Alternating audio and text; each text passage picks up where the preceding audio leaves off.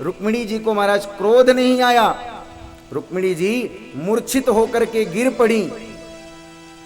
रुक्मिणी जी मूर्छित हो गई। भगवान ने देखा, अरे मैंने तो सोचा था कि इनके चेहरे पर जरा सा क्रोध आएगा और क्रोध में आकर के दो चार बातें कहेंगी, लेकिन इनको तो मूर्छा आ गई। तब उस समय श्री ठाकुर जी ने 4 भुजाएं धारण की हैं। 4 भुजाओं को धारण किया भगवान ने और 2 भुजाओं से रुक्मिणी जी को उठा करके गोद में बैठाया और सुलाया। उसके बाद एक भुजा से भगवान पंखा कर रहे हैं और एक भुजा से रुक्मिणी जी के चेहरे पर पसीने को पोंछ रहे हैं। थोड़ी देर बाद रुक्मिणी जी को जब होश आया तब भगवान कहते हैं, मामा वैदर्भ्यसूये था जाने त्वां मत्परायणां तद्वच श्रोतु कामेन श्वेल्याचरित मंगने। मामा वैदर्भ्यसूये था जाने त्वां मत्परायणां तद्वच श्रोतु कामेन श्वेल्याचरित मंगने। भगवान कहते हैं, रुक्मिणी जी आप बुरा मत मानना, मैं बचपन से थोड़ा विनोदी स्वभाव का रहा हूं ना, इसलिए हमने सोचा आपके चेहरे पर आज तक कभी क्रोध की मुद्रा नहीं दिखाई पड़ी, इसलिए हमने सोचा कुछ क्रोध आ जाए और क्रोध में आप 2-4 बातें कहेंगी, लेकिन आपको तो मूर्छा आ गई, बुरा मत मानना। लेकिन रुक्मिणी जी होश आने पर भगवान के प्रश्नों का उत्तर देती हैं। कहती हैं, प्रभु आपने जो भी कहा वो कुछ भी गलत नहीं कहा।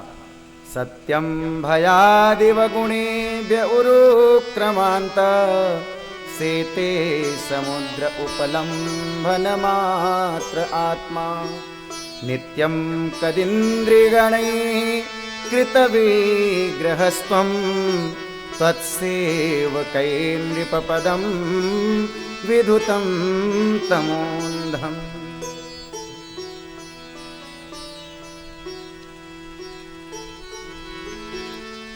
आपने जो कुछ भी कहा प्रभु, आपने कुछ भी गलत नहीं कहा, आपने सब कुछ सत्य कहा है। सत्य क्या कहा?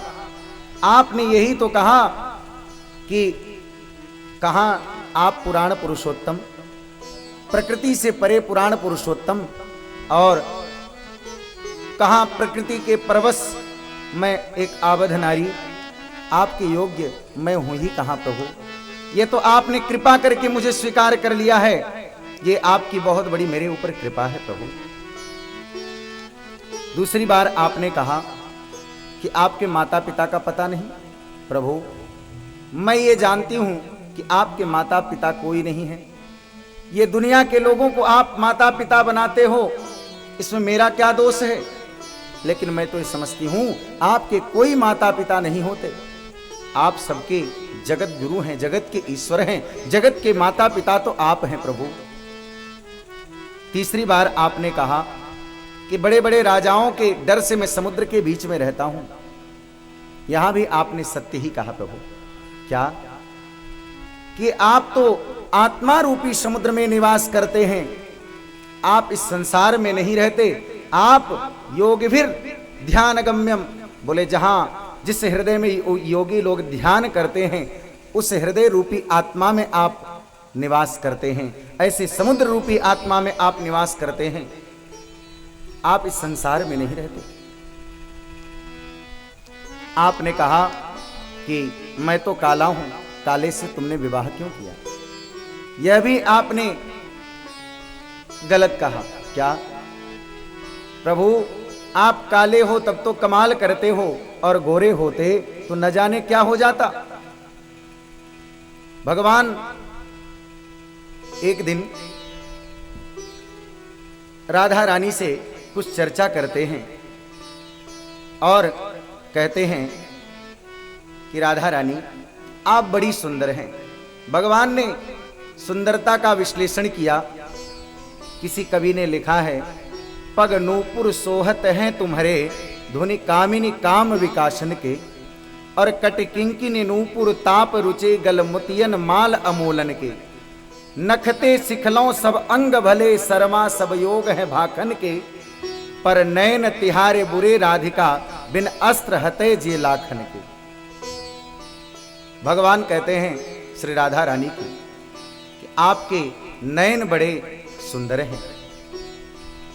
तो श्री राधा रानी ने कहा कि ये तो भगवान की विशेषता है कि दूसरे को सुंदर बनाना, लेकिन अपनी सुंदरता का वर्णन नहीं करते। फिर राधा रानी ने कहा प्रभु आप कितने सुंदर हो, आपको मालूम है? राधा रानी कहती हैं बलिहारी तिहारी बड़ी अखियां तिरछी तकियां दृग कोरन के। ठाकुर जी आपके नेत्र इतने सुंदर हैं कि जब आप टेढ़ी नजर करके देख लेते हैं ना तो जीव आपके बस में हो जाता है, फिर उससे रहा नहीं जाता। अठिलाई के ओठ मड़ोरन के मुस्काई के भौं सिकोड़न के। जब आप अठिला करके होठ को मड़ोरते हैं और भौं को सिकोड़ते हैं प्रभु, तो हैं गोल कपोल पे कुंडल सोहे नयन नचे जिमि चोरन के। उस समय आपका मुखारविंद ऐसे देखने में लगता है, आपके नयन ऐसे नाचते हैं कि सबके हृदय को जीव को अपने प्रति आकर्षित करते हैं, अपने मन को आकर्षित कर लेते हैं प्रभु। श्री राधा रानी कहती हैं कहूं होत लला तुम नंद लली तो गले कट जाते करुणन के, गले कट जाते करुणन के। श्री रुक्मिणी जी कहती हैं प्रभु आप काले हो तब तो कमाल करते हो, गोरे होते तो न जाने क्या हो जाता। और आपने कहा अंत में कि ये संत लोग मेरा महात्मा लोग मेरा कीर्तन करते रहते हैं, जिसके पास कोई काम धंधा नहीं है, उनकी बातों में आकर के तुमने मुझसे विवाह कर लिया।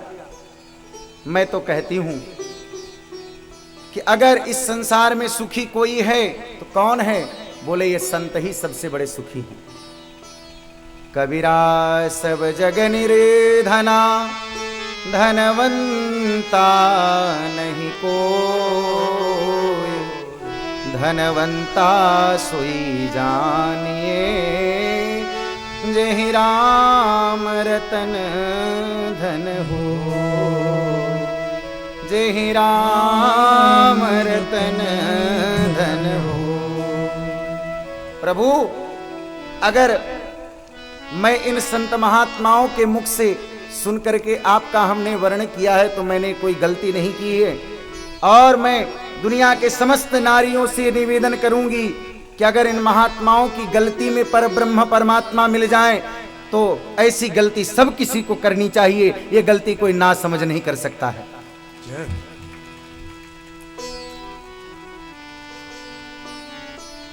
संतों के पास में क्या है? बोले नाम का ही तो धन है, और इस नाम के धन से ही पर ब्रह्म परमात्मा मिल जाते हैं। मीरा की जब विरक्ति पूरी हुई, लोगों ने मीरा से कहा मीरा इतना बड़ा राणा परिवार तुम्हें मिला, इतना बड़ा खानदान मिला था और तुमने छोड़ दिया सबको, क्या मिला महात्मा बनने में तुम्हें? तो मीरा बोल पड़ी पायो जी मैंने राम रतन धन पायो, पायो जी मैंने राम रतन धन पायो, पायो जी मैंने राम रतन धन पायो। वस्तु अमोलक दी मेरे सतगुरु, वस्तु अमोलक दी मेरे सतगुरु, कृपा करी अपनायो, पायो जी मैंने राम रतन धन पायो, पायो जी मैंने राम रतन धन पायो।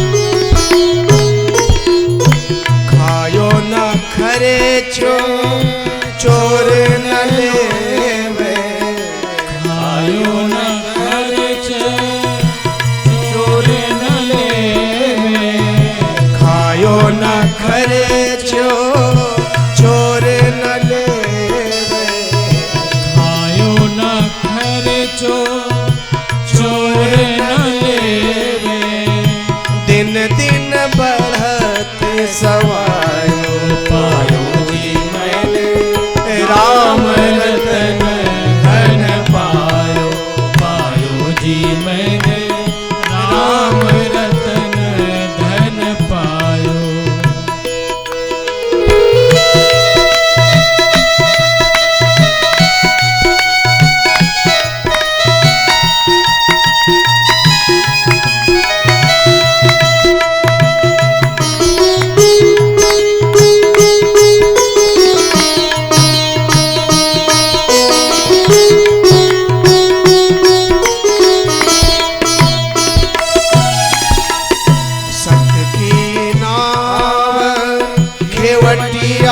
सतगुरु सत की नाव खेवटिया सतगुरु, सत की नाव खेवटिया सतगुरु, सत की नाव जय हो खेवटिया सतगुरु।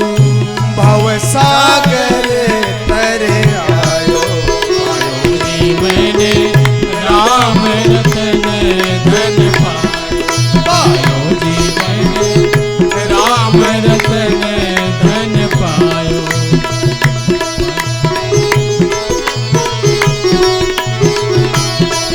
पायो जी मैंने राम रतन धन पाया। मीरा के प्रभु गिरधर नागर, मीरा के प्रभु गिरधर नागर, मीरा के हम गिरधर नागर, मीरा के प्रभु गिरधर नागर।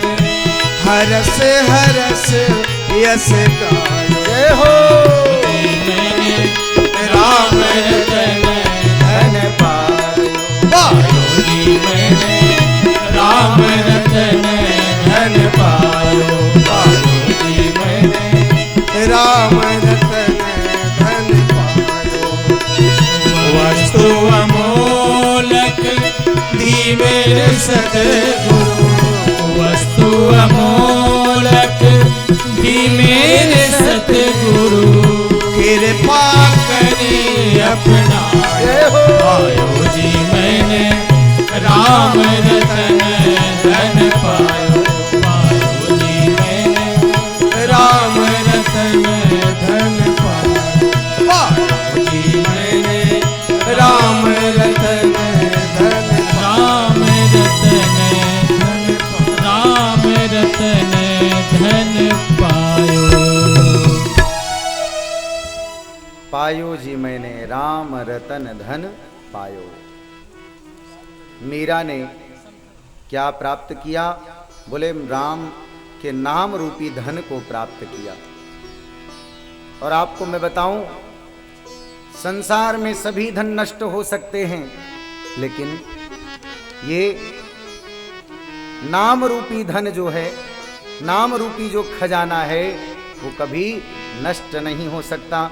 इसको तो महाराज जितना खर्चो उतना ही बढ़ता है, जितना खर्चो उतना ही बढ़ता चला जाता है। ये धन कभी समाप्त नहीं होता। एक बार हमारे श्री अयोध्या में श्री महाराज जी, जो जहाँ के इस समय पूज्य गुरुदेव भगवान आश्रम चला रहे हैं, जो महाराज जी हैं अभी भी वृद्ध हैं और हैं, वो जप कर रहे थे। मैंने पूछा, गुरुजी जप तो ऐसे ऐसे करते हैं, आप तो ऐसे ऐसे माला जप रहे हैं, इसका क्या मतलब है? उन्होंने कहा, बेटा अगर किसी को कहीं धन लुटाया जा रहा हो तो व्यक्ति जाकर के क्या करेगा? बोले जाकर के धन गिनेगा कि लूटेगा? हाँ? जाकर के धन वो गिनेगा कि लूट लेगा? बोले जितना पाओ भैया पहले उतना लूट लो, उसके बाद समय बचे तो गिन लेना। तो उसी प्रकार ये राम नाम का जो धन है लुटाया जा रहा है, लूट सके तो लूट, इसकी तो लूट लगी है महाराज। जितना लूट सको लूट लो, गिनने की फुर्सत नहीं है यहाँ। गिनाई तो बाद में होगी, काउंटिंग बाद में होगी। इसलिए राम नाम की लूट लगी है, लूट सके तो लूट, जितना लूट सके लूट ले। ऐसे ऐसे श्री ठाकुर जी के अद्भुत चरित्र हैं। श्री सुखदेव जी महाराज कथा वर्णन करते हैं। भगवान पत्नियों से अपने आपस में हास परिहास भी करते हैं समय पर। उसके बाद भगवान श्री सुखदेव जी ने परीक्षित को संतों की महिमा का वर्णन बताया। कहते हैं संत की महिमा बहुत विचित्र है। संत संग होता रहे, हमारे जीवन में सत्संग होता रहे, जीवन सुधर जाता है। उसके बाद श्री सुखदेव जी महाराज अनिरुद्ध के विवाह का वर्णन करते हैं। कहते हैं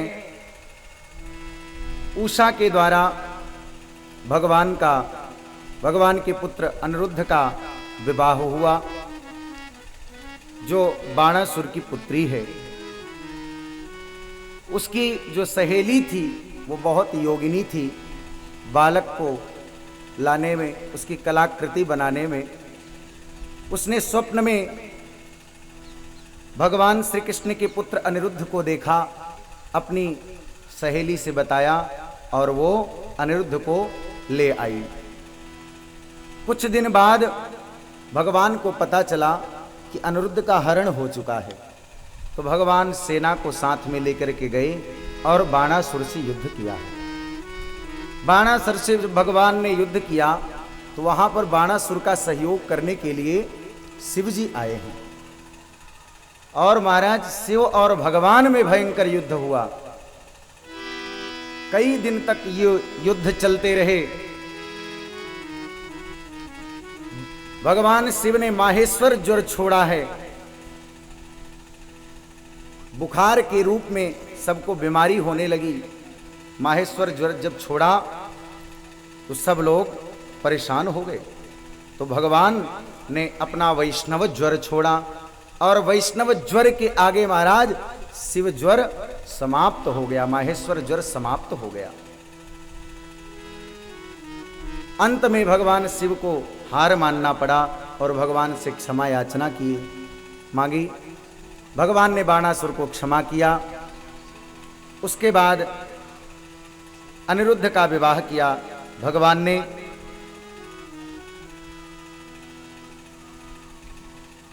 श्री सुखदेव जी महाराज कथा वर्णन करते हुए कहते हैं, नृग के उद्धार की कथा श्रवण कराई। बलराम जी ब्रज में गए हैं और वहां पर जाकर के यमुना के ऊपर इनको गुस्सा आई और यमुना का आकर्षण किया है। उसके बाद श्री सुखदेव जी महाराज कथा श्रवण कराते हैं राजर्षि परीक्षित को कि एक पौंड्रक नाम का राजा हुआ और वह काशी नरेश के पास गया और बोला, हमने सुना है दुनिया के लोग भगवान को, कृष्ण को भगवान मानते हैं। वो थोड़ा काला काला है और हमने सुना है कभी कभी 4 भुजा भी धारण कर लेता है, इसलिए लोग उसको भगवान मानते हैं। काशी नरेश ने कहा बात तो सही है। तो पौंड्रक ने कहा यदि मेरे भी 4 हाथ हो जाए, मुझे भी सुदर्शन चक्र हो जाए तो लोग मुझे भी भगवान कहेंगे। काशी नरेश ने कहा हाँ क्यों नहीं कहेंगे, मानेंगे ही। तो महाराज उसने मिर्ग कस्तूरी घिस करके अपने पूरे शरीर पर लगा लिया, काला काला हो गया भगवान के जैसा। 2 भुजा तो थे ही और 2 भुजा लकड़ी के बनवा लिए। सुदर्शन चक्र लगा लिया उसमें और बटन के माध्यम से बटन दबाता तो सुदर्शन चक्र घूमने लगता। अब तो महाराज उसने अपना नाम भी रख लिया, पौंड्रक कृष्ण वासुदेव। सारी दुनिया उसके भक्त बन गई, सब लोग उसकी पूजा अर्चना करने लगे। भगवान के पास सूचना गई, भगवान ने कहा चलो कोई बात नहीं, ये मेरा अगर रूप धारण करता है तो रूप धारण करते समय मेरा स्वरूप, मेरा नाम स्मरण तो जरूर करता होगा, मेरा ध्यान जरूर करता होगा। और जो मेरा ध्यान करता है, जो मेरा नाम स्मरण करता है, उसका कभी पतन नहीं होता। इसलिए इसका भी अब उद्धार करना चाहिए। तो भगवान आए और उसका उद्धार किया है। पौंड्रक कृष्ण वसुदेवा का उद्धार किया भगवान ने। काशी नरेश को भी भगवान ने दंडित किया। सुदर्शन के द्वारा वाराणसी का दहन किया है भगवान ने। उसके बाद द्विविध का वध किया। सांब का विवाह हुआ। एक दिन देवर्षि नारद द्वारिका नगरी में आए भगवान की लीला को देखने के लिए कि देखें भगवान कैसे रहते हैं। 16,108 पत्नियों के साथ भगवान कैसे रह करके उनके साथ कैसे विहार करते हैं।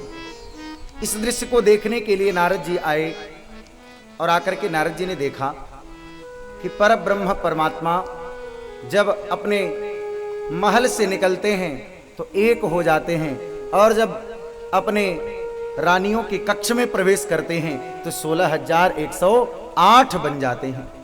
भगवान की लीला को नारद जी ने देखा और प्रणाम किया कि भगवान की लीला में कुछ भी संदेह नहीं किया जा सकता, क्योंकि यह परब्रह्म परमात्मा है और भगवान कुछ भी करने में समर्थवान है।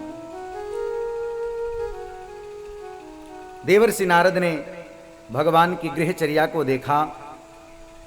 उसके बाद नारद जी के द्वारा युधिष्ठिर जी ने भगवान के पास संदेश भेजा कि हम राजसु यज्ञ करना चाहते हैं। भगवान के पास नारद जी आए और नारद जी ने कहा, प्रभु पांडवों को विजय मिल गई है और पांडव राजसु यज्ञ करना चाहते हैं, इसलिए आप उनके यज्ञ मंडप में पधारें, उनके यज्ञ को पूर्ण करावें। भगवान ने कहा ठीक है, मैं आऊंगा। इधर जैसे ही नारद जी गए, एक सैनिक आया और उस सैनिक ने आकर के कहा, भगवान जरासंध नाम का जो राजा है वो कितने राजाओं को बंदी बना करके रखा है नर बलि देने के लिए, और उन राजाओं ने आपके पास मुझे भेजा है रिहाई का प्रयास करने के लिए। आप ही उनको बचा सकते हैं, आपसे उन लोगों ने प्रार्थना की है। भगवान ने कहा, आप उन राजाओं को आश्वस्त करें, मैं जरूर बचाने का प्रयास करूंगा। भगवान हस्तिनापुर आए, इंद्रप्रस्थ आए और आकर के पांडवों से भगवान ने कहा, हमने सुना है तुम लोग राजसु यज्ञ करना चाहते हो, लेकिन राजसु यज्ञ कब किया जाता है मालूम है? बोले जब सब राजाओं को व्यक्ति जीत लेता है तब वो राजसु यज्ञ करता है। तुमने समस्त राजाओं को जीत लिया क्या? तो अर्जुन ने कहा, क्या बताऊं प्रभु, सब राजाओं को तो मैंने परास्त कर दिया, लेकिन जरासंध नाम का जो राजा है उसको मैंने परास्त नहीं किया। उसको मैं परास्त नहीं कर पा रहा हूं क्योंकि उसके पास 23 अक्षौहिणी सेना है, उससे युद्ध करना मेरे बस की बात नहीं है। तो भगवान ने यहां एक नीति की बात की, अर्जुन जिस राजा से पूरे समाज को कष्ट मिलता हो उसको छल से भी मारने में कोई पाप नहीं लगता है। उसके बाद भगवान ने नीति की बात की और ब्राह्मण का वेश बनाया। अर्जुन को ब्राह्मण बनाया, भीमसेन को ब्राह्मण बनाया और स्वयं वेश ब्राह्मण का बना करके जरासंध के पास में पहुंचे हैं। जरासंध के पास जब पहुंचे तो जरासंध ने ब्राह्मणों को देखा और प्रणाम दंडवत किया। उसके बाद भगवान से पूछा, कैसे आना हुआ? भगवान ने कहा, देखो हमने सुना है आपके यहां जो भी आ जाता है उसको आप इतना दान दे देते हैं, कुछ कभी दान लेने की जरूरत नहीं पड़ती। हम भी दान लेने के लिए आए हैं। तो जरासंध ने कहा, क्या चाहिए? भगवान श्री कृष्ण मुस्कुराए, देखो मुझे पहचान तो नहीं पा रहा है। भगवान की पहचान हंसी से हो जाती है। जरासंध ने कहा, लगता है मैंने कहीं आपको देखा है। भगवान ने कहा, देखा कहां होगा, हो सकता है कभी आप ब्राह्मणों को दान देते ही रहते हैं, कभी मैं पहले आ चुका होऊंगा, हो सकता है आ चुके होंगे। अच्छा वरदान मांगो, क्या चाहिए? तो भगवान ने वरदान क्या मांगा, दान क्या मांगा? युद्धम नो देहि राजेंद्र द्वंद्वसो यदि मन्यसे यद्य युद्धार्थिनो वयं प्राप्ता राजन्यानान्यकांक्षिणः।